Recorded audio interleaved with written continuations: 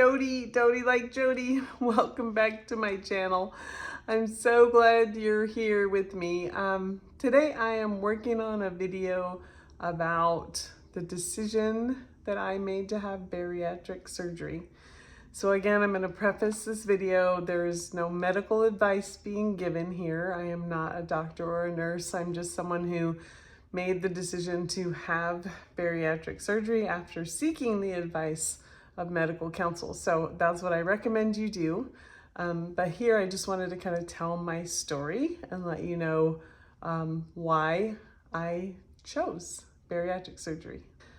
My first bit of advice to you is to figure out your why. Why do you want to have bariatric surgery? And my why developed over a year. I did a year of research to prepare for the surgery. And my why was because I had decided that I was either going to have a slow or fast decline from the current health and state of health that I was in, or I was going to make some radical changes and I was going to be healthy and have a long health span. And it just came down to the choice between those two things. And if you know me, you know I am black and white. I don't have a lot of gray in my life. And so my decision came from wanting to have a healthy lifespan, however long that was going to be. So the things that you need to think about when you're considering gastric bypass surgery, or at least the things I needed to think about, was, did I have health issues that lent itself to changing or getting better with gastric bypass? So the questions, that I would think that you would want to ask yourself would be, are you morbidly obese? Do you have underlying health conditions? Do you have sleep apnea? Do you have diabetes? Do you have high blood pressure? Those are some of the things that I would think would weigh heavy into your decision. Are you ready to have a different way of thinking around food and activities? One thing that I notice is that my activities with the family, with my friends, almost always centered around food. So you'll have a very different relationship with food as you enter into those activities with friends and family, and you need to be prepared to be okay with that. Do you know that you can become dependent on alcohol very easily after gastric bypass surgery? Your body metabolizes food, and especially alcohol, very, very differently. It's something you would have to really consider. I don't drink and never really have. I've had a beer at a ball game, that kind of thing. But so I didn't consider that as something that I needed to worry about.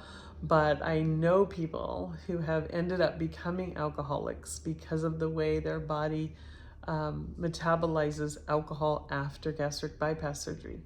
The other thing is, you can never take NSAIDs, ibuprofen again.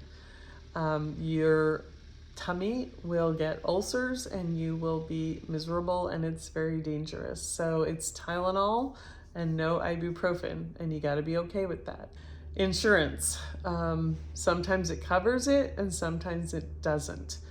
You have to have a certain level of BMI. It has to be a certain level, and it's different for all insurance companies, but usually 35 or higher. You usually have to have comorbidities. So you have to have a blood pressure issue, diabetes, sleep apnea. You have to have comorbidities along with a high BMI in order for them to accept you in the program. That is not the case in Mexico, although you do have to have a certain level of BMI or they don't believe that you need the surgery. So, is your daily life affected? Can you be active and do the things you want to do?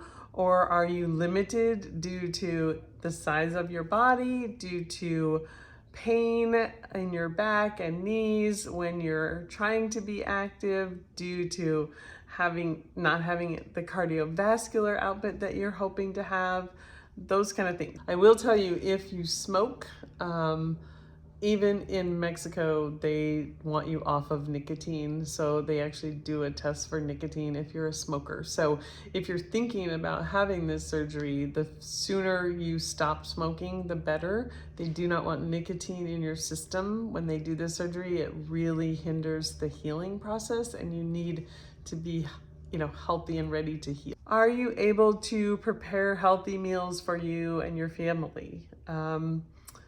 Are you able to sleep? Is your sleep greatly affected? So all of those things came into play, and things that I asked myself as I did my research for a year for 6 months, and then for 6 months I was actually preparing for the surgery. But those were all the things that I asked myself, trying to figure out if this was the best course for me. So talking to my doctor, I found out that there was a 6 to 9 month wait period just to get access to the weight loss program through my healthcare provider here in Minneapolis, the one that would cover my insurance. I was ready to make decisions and move forward, and this plan would have taken me through like a Weight Watchers type thing, a nutritionist, things that I have tried for 40 years. So for me, I wasn't willing to wait that out and to try those things again. That just wasn't gonna work for me, just me. My doctor did recommend that I try GLP-1 first. So I did do that. And I wasn't hugely successful with that. The one thing that was missing by doing the medical tourism for me was the mental health evaluations. Those were not required for the surgery in Mexico. They are almost always required if you go through a program here in the United States, especially if your insurance is covering that.